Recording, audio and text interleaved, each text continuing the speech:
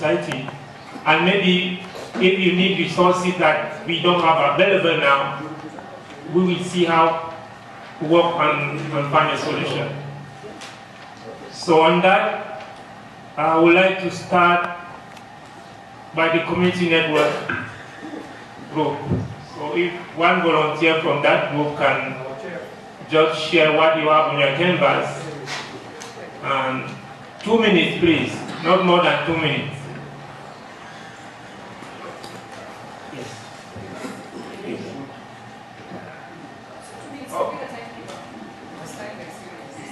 Oh, I have 2 minutes, eh?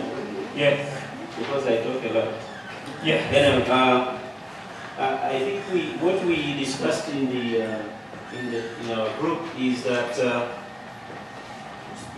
each one of us was either going to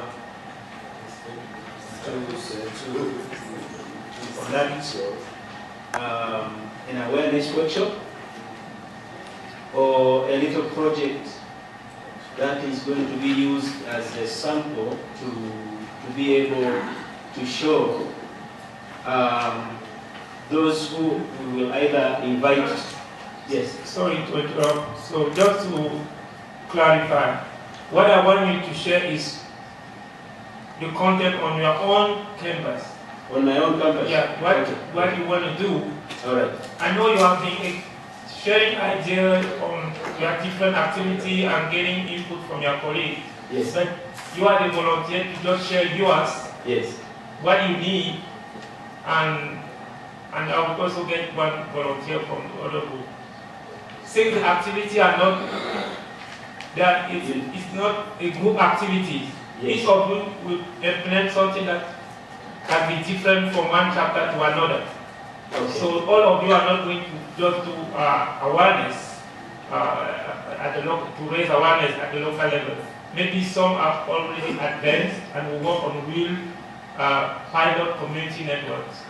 But I just want one volunteer to share your own activity. Okay.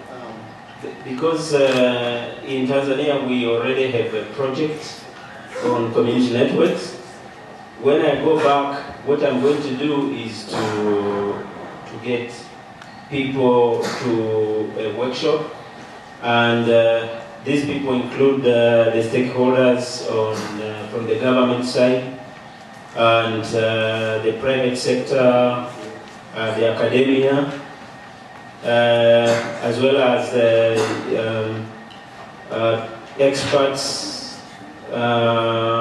that we might find in the research institutions who are doing research on such matters. And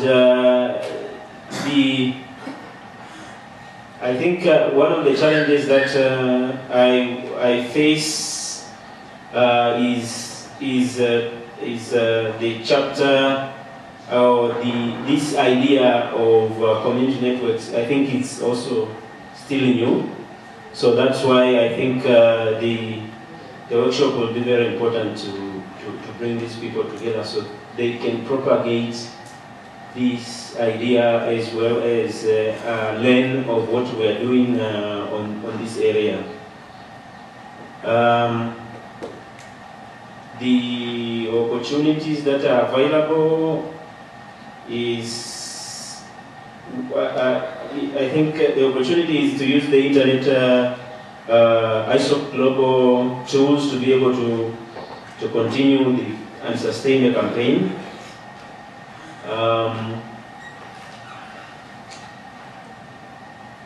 On the area of support, I think, on the area of what I plan to do is like I've said, it's a workshop.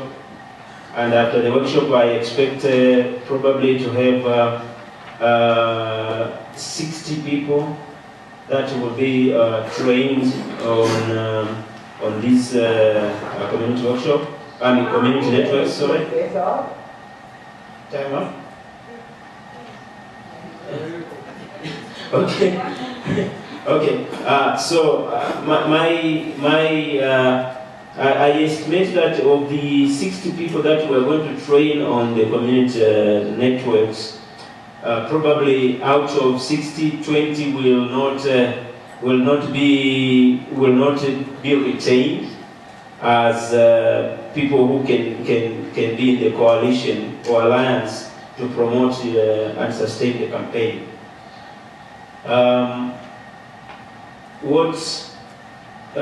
How are you going to do it? Actually, I am actually, as we speak, trying to put a proposal together for the workshop. And the first thing I will do is to approach the local sponsors, including, of course, the regulator, and explain to the regulator the importance of community networks and so on and so forth. I will also make a list of stakeholders, like I said, and there are potential stakeholders that I know, like Harotel is based on providing voice to the underserved and unconnected rural population, and as well as TTCL, which is a government-owned telco. The success, what is success? I think by forming a coalition of 60 individuals through which I will sustain the campaign, I hope this group will be my focus group to continue the campaign throughout the country, as well as other areas that I may identify to promote the community networks. Okay, my time is up. Yep. Oh, okay. Thank you. Yeah, thank you very much, Mister. I think you have a good plan. Just try to make it as straightforward and as objective as possible, so that you can have something really concrete and implement by the end of the year. So as you can see on the screen, you have some resources that are available regarding the CN campaign, and I would invite all of you who are on the CN campaign group to check this page. There are very useful resources that you can use to start the advocacy work at the local level. So on that, my colleague Evelyn will elaborate more on that, but let's go to the next group, the IoT campaign. So one volunteer to share your concrete activity. Jean. In terms of IoT, the first point was to understand why is it important also. The first point was to understand why it's important for the country and the continent, and as well why the chapter involvement is required. So IoT is very much contributing to us, and we should get involved as a continent and also as a country, so that we are not left behind, and also not caught unaware of the benefits, but also the dangers involved. And also we understand that the IoT is going to be part of the life of our internet users and citizens of our countries. It's very much important for us as a chapter, and also as the promoters of internet, to get involved and make sure that everyone understands what is going on. The plan, in terms of the plan, I'm going to implement when I get back home. I will have to organize different workshops of stakeholders, and also have some sort of training of users to ensure that they know what is going on, and also they have required information to protect themselves against the risk involved. This will also require to have open discussion with different stakeholders, as well as the regulator, so that they also get to participate and give their contribution. The way to do it, of course, is putting in place a platform which has everyone involved, I mean stakeholders, users, and different beneficiaries. And some steps to follow is, first of all, knowing the audience, establishing a strong partnership with different stakeholders, as I said, and also have the Consumer Association on board. Make sure I have required training materials and content, and also have a complete plan on how to go about it. Different challenges in place.